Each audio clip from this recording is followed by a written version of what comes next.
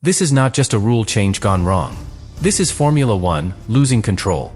Because in less than 3 races, the most advanced regulations in the sport's history have turned into its biggest controversy. Drivers aren't adapting. They're rejecting it. Max Verstappen compared it to Mario Kart. Overtakes that look spectacular, but mean nothing. Because they're not based on skill. They're based on who has battery and who doesn't. And here's the part that makes this impossible to ignore. This system didn't just change racing. It created danger. A 50G crash in Suzuka, triggered by a car suddenly losing speed, and another arriving over 40 kilometers per hour faster. Predicted, explained, ignored, and then proven in the worst possible way. Now every driver on the grid is saying the same thing. This isn't Formula One anymore. This is something else. And the FIA is under massive pressure to fix it immediately, because if they don't, this doesn't stay a controversy. It becomes a turning point. Subscribe now, because what's about to be revealed is why this problem goes much deeper than anyone expected. It starts in Melbourne. Not with a crash. Not with chaos. With something much more subtle. Confusion. Because from the very first laps, drivers realize something feels off. Not slower. Not faster. Unnatural. Max Verstappen is the first to say it. Not as a complaint. As a warning. He describes overtakes that don't make sense. Cars flying past on the straight, then suddenly losing pace again. Like a switch being turned on, and then off. That's when the word appears for the first time. Mario Kart. At first, people laugh. It sounds exaggerated. Even entertaining. But here's the problem. When the best driver in the world starts comparing Formula One to a game, you don't ignore it. Because behind that comparison, there's a technical reality. Energy deployment. Battery management. And something new? Something drivers hadn't fully experienced before. Super clipping. A moment where the car suddenly loses electrical power and becomes dramatically slower on the straight.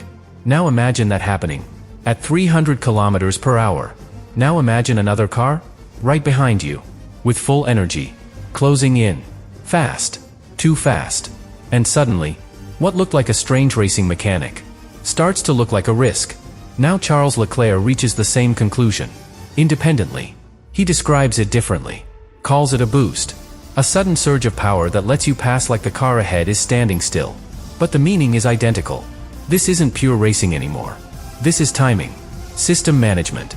Moments the driver doesn't fully control. And that's where everything begins to shift. Because Formula One has always been built on one principle. The best driver, maximizing the car. But now, the car decides when it's fast, and when it isn't. Now Carlos Sainz changes the entire tone. He doesn't talk about racing. He talks about consequences. He points directly at the straights, at the speed differences. And he says something no one can ignore. This will end in a crash. Not maybe. Not possibly. Will. And that's the moment everything changes. Because when a Formula One driver speaks with that level of certainty, it's not emotion. It's calculation. They've already seen it, felt it, understood it. But here's where the real problem begins. Nothing changes. The FIA listens, analyzes, waits. And while they wait, the system stays the same. Lap after lap, race after race, building towards something that everyone inside the cockpit can already see coming. And what happens next is where this stops being a concern and becomes a crisis. China is where everything stops being subtle. Because what felt strange in Melbourne now feels dangerous. The same patterns appear again, but stronger, more aggressive, impossible to ignore. Long straights, heavy braking zones. Exactly the conditions where this system shows its worst side. And suddenly, drivers aren't confused anymore. They're concerned. Max Verstappen drops the jokes completely. No more comparisons. No more irony. He calls it what it is. A disaster. He says he can't attack, can't defend, can't even trust what the car will do from one moment to the next. And that detail changes everything. Because Formula One is built on precision. Every move calculated. Every action predictable. Remove that, and you don't have racing anymore. You have uncertainty. Now Lando Norris adds something even more uncomfortable. He wins, and still criticizes the system. Says it doesn't feel right. Because the result didn't come from pure driving. It came from energy timing. Think about that. A driver wins a race, and doesn't feel satisfied. That's not normal. That's a warning. Now Esteban Ocon describes the moment that matters most. The one that connects everything. You're flat out on a straight. Everything normal. And suddenly, you look in the mirror, and a car is arriving at you. Much faster than expected. No gradual closing. No time to prepare. Just instant pressure. And in that moment, you don't know what to do. Move aside. Hold position. Commit to the corner. There isn't enough time to decide. And that's where the danger lives. Because at those speeds, a fraction of a second is everything. Now combine all of it. Unpredictable speed loss. Artificial overtakes. Drivers losing trust. No reaction time. And you get something Formula One cannot allow. A pattern. Because this isn't happening once. It's happening everywhere. Different teams. Different drivers. Same problem. And once a pattern forms, the outcome becomes inevitable. By the end of China, the conversation has completely changed. This is no longer about improving the show. This is about preventing what comes next. And here's the detail that makes it critical. Even the drivers who benefit from the system start criticizing it. Because they understand something no one else wants to admit. If it can help you, it can hurt you next. No one is safe. And that's when pressure reaches a new level. Because now, there is no division. No opposing opinions.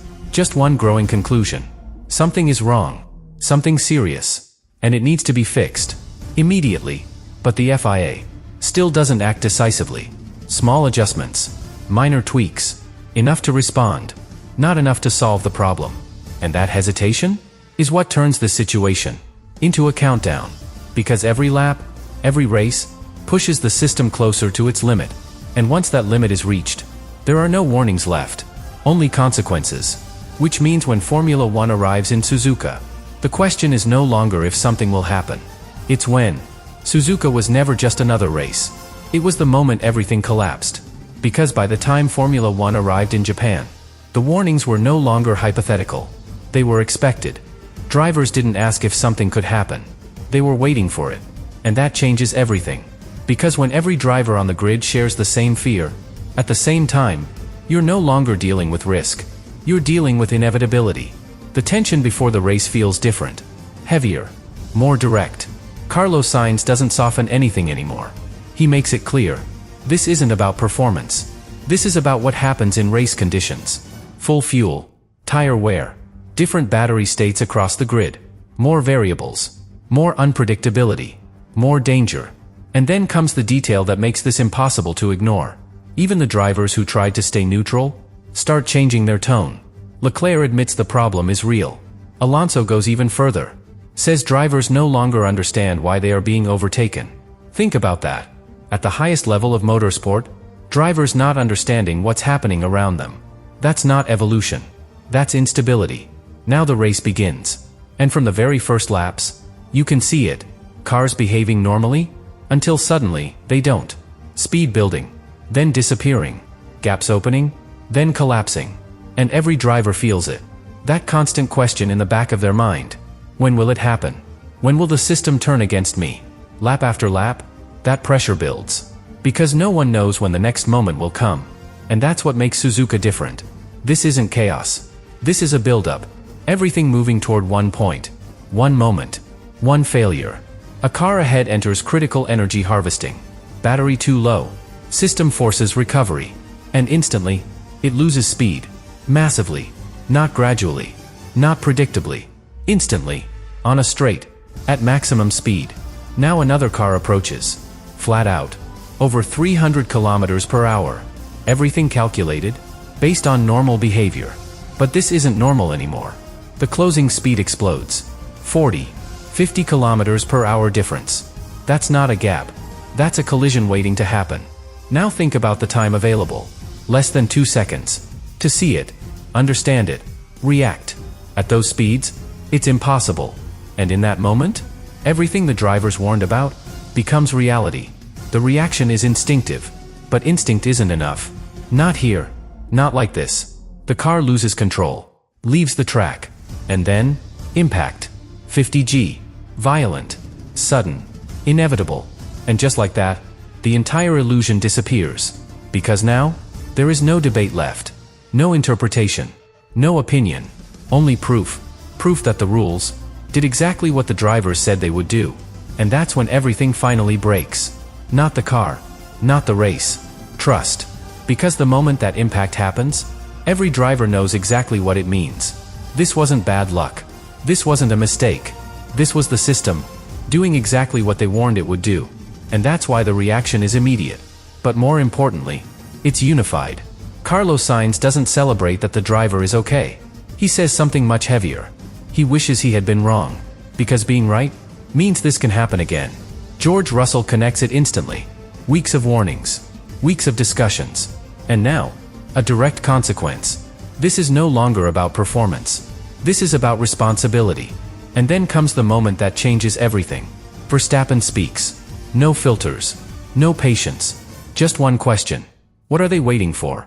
Because now, there is nothing left to analyze. Nothing left to confirm. The exact scenario happened. Exactly as predicted. So why hasn't anything changed? And that question is what turns pressure into revolt. Because now the drivers are no longer suggesting. They are demanding. Immediate action. No delays. No partial fixes. Now. And here's where everything shifts. This is no longer one driver. Not two. Not a group. It's the entire grid. Different teams. Different interests. Same message. Fix it. Now. And when that happens in Formula 1, the balance of power changes completely. Because the sport can ignore criticism. It cannot ignore unity. Now the pressure reaches the FIA from every direction. Drivers demanding safety. Teams demanding clarity. Fans questioning the legitimacy of what they're watching. And the media amplifying every second of it. This is no longer internal. This is global. And the FIA is no longer controlling the situation. They're reacting to it. Emergency meetings. Technical reviews. Promises of analysis. But here's the problem. That's not what the drivers want anymore. They don't want meetings. They don't want explanations. They've already seen the outcome. They want change. Before the next race. Before Miami. Because Miami has long straights. High speeds. The exact conditions that created the crash. And now, there is no margin left. No second warning. No second chance. Because if this happens again, this doesn't stay a controversy. It becomes something much bigger. A complete collapse of trust. Between the drivers and the system that's supposed to protect them. And that leads to the final question. The one everything now depends on. Will the FIA finally fix it? Or are they about to lose control of Formula 1 completely?